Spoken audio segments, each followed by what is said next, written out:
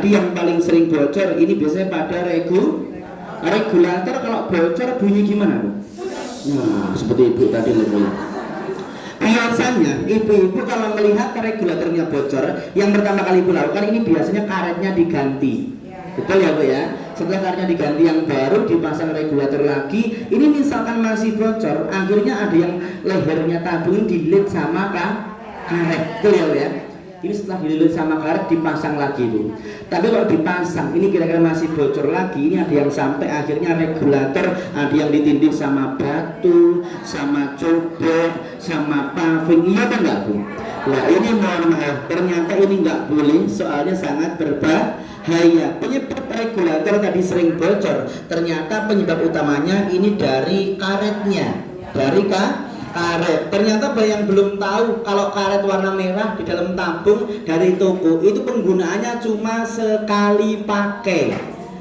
Sekarang tahu ya, Bu ya, itu cuma sekali pakai. Jadi kalau dipakai bocor berarti harus diganti, nggak boleh dipakai lagi. Tapi masalahnya ibu-ibu selama ini kalau tabung gasnya habis, ini biasanya karetnya dicongkel, Bu. Dicongkel, diambil, disimpan buat serep. Iya kan enggak?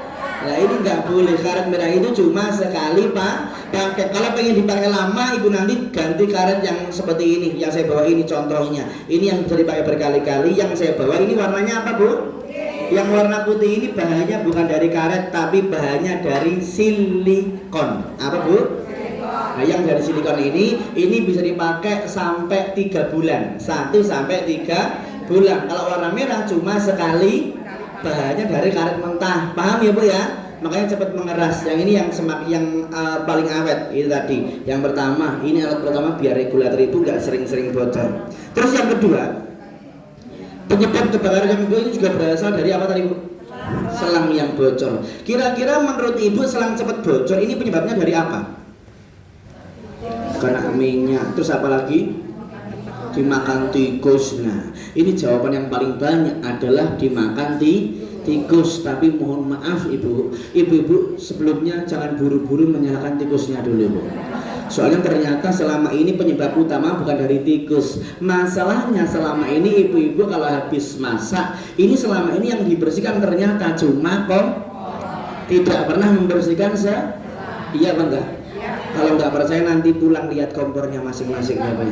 Kalau kompor ini saya yakin bersih, tapi lihat selang ibu belakang kompor terutama.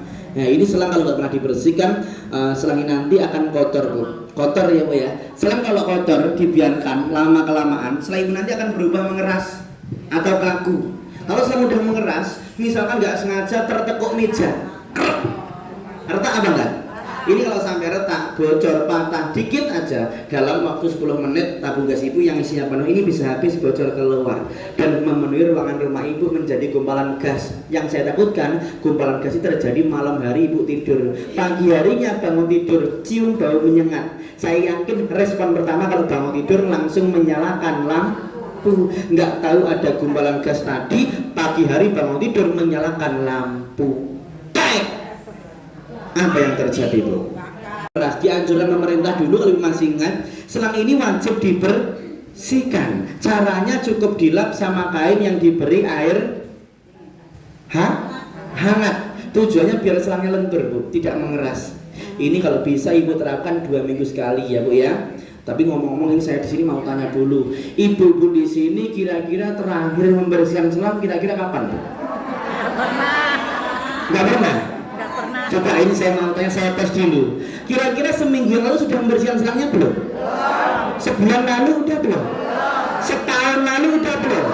Astagfirullahaladzim. Lebaran ya, Bu ya. Ada aluminiumnya. Di sini ada yang pakai selang yang ada aluminiumnya, Bu? Ada. Selang yang dengan aluminium itu biasanya masalahnya ini nggak sampai pada belakang kompor, ini cuma sebagian. Dan kalau ibu pikir logika ya, Bu ya, selang itu yang cepat bocor kalau nggak pernah dibersihkan sebelah mana? Belakang kompor. Soalnya kenapa? Ini yang sering terjebak minyak panas, kena kotoran, kena masakan. Dan ternyata ibu-ibu di rumah kalau meletakkan kompor, belakang kompor ini mepet sama kalau kompor mepet sama tembok, saya yakin selang ibu ini setiap hari tertekuk ke bawah. Iya apa enggak? Selang ibu ini bahayanya karet Bu. Setiap hari tertekuk, kena panas, kena kotoran, terus masalahnya tidak pernah bertahun. Betul. Lama-kelamaan logikanya retak apa enggak? Retak Bu. Berarti selama ini kalau nggak pernah membersihkan selang nunggu retak dulu. Nah ini saya kasih sedikit gambaran aja biar ibu nanti sadar akan kebersihan selang ya Bu ya. Kalau misalkan selang ibu nanti kotor digigit sama tikus atau selang retak tadi, yang paling sering adalah belakang kom. Ini saya kasih gambaran buat ibu-ibu biar nanti pulang membersihkan selang boleh ya. Soalnya kalau saya cuma kasih teori aja sampai rumah ibu nanti lupa ya Bu ya. Saya praktekin satu aja, nggak usah takut kalau sampai selang bocor waktu ini nanti kejadiannya. Ini saya sedikit gambaran dikit aja Bu ya, gambaran kecil. Selang kalau sampai bocor gimana Mas bahayanya? Ini saya kasih sedikit gambarannya. Selang bocor seperti ini. Ini yang bahaya kalau sampai kena api. Ini kecil ya Bu ya, kecil. Tapi Bu panik apa Mas? Panik kalau apalagi rumah sendirian ya Bu ya. Ini nanti contohnya seperti ini. Ibu kalau seperti ini nggak boleh panik yang pertama ya Bu ya. Silakan nanti langsung melepas yang namanya regulator. Itu tadi sudah terjadi kalau ibu yang pertama tidak panik. Kalau udah panik di pikiran ibu cuma satu, ada api besar tabungnya mau meledak, akhirnya nyala. Kalau lari ke rumah lagi, rumahnya masih apa? Makanya tadi yang harus diketahui diketahui tadi yang pertama tidak boleh panik. Ibu langsung melepas regulator. Ini tadi penyebab kebocoran dari selang apa tabungnya Bu? Selang apa tabung? Tapi yang bersihin selama ini apanya? Kompornya ya Bu ya. Selama ini penyebab kebakaran berasal dari tapi yang bersihin selama ini pinter.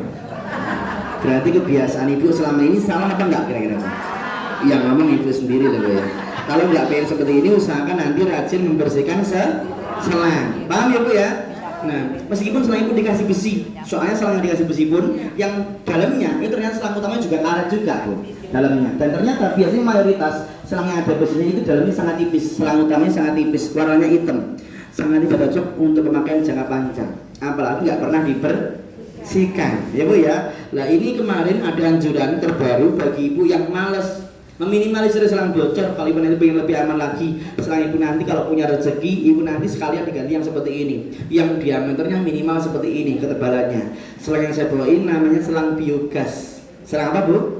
Selang biogas atau selang 3 lapis. Selang ini punya 3 lapisan.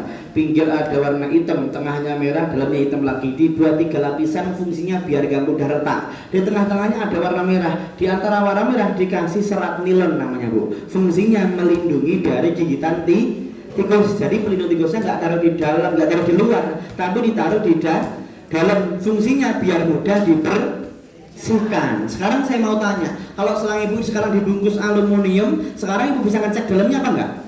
Yang kedua bisa membersihkannya apa enggak? Dan yang ketiga, intinya setelah selang ibu dibungkus besi, ibu sekarang ini semakin rajin apa semakin malas membersihkannya? Males Mas, enggak ada besinya aja males ya Bu ya.